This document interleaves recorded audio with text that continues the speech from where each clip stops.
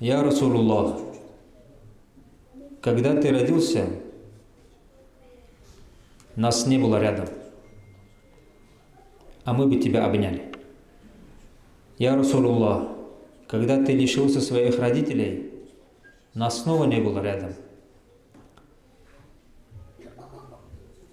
Я Расулуллах, алейхиссалату вассалам, когда другие дети звали своих матерей и отцов по именам, они говорили: мама, папа, у тебя не было кого звать. И в этот момент мы очень хотели быть рядом с тобой, обнять тебя. Я Расулуллах, когда тебя избивали в Таифе за то, что ты говорил людям: скажите ля иляха илляллах, я от вас больше ничего не жду, чтобы спасти их. Когда ты им это просил, чтобы они это подтвердили, спасти их от наказаний, они избили тебя камнями. Я Расулуллах, как бы мы хотели быть в этот момент рядом и стать преградой этим камням.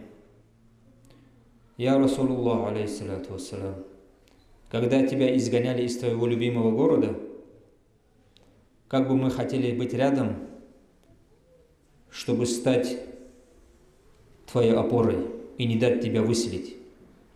Я Расулуллах, алейхиссалату вассалам, когда Всевышний Аллах призвал тебя к себе, как бы мы хотели быть рядом, чтобы увидеть тебя последний раз в этом дунья. Я Расулуллах, алейхиссалату вассалам, нас не было рядом, но с тобой был Всевышний Аллах. Этого достаточно.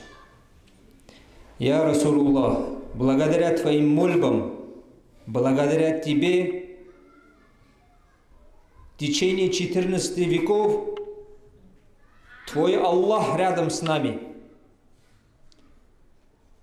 Я Расулуллах, ты тот, который ночью не спал и плакал из-за нас, чтобы мы спаслись.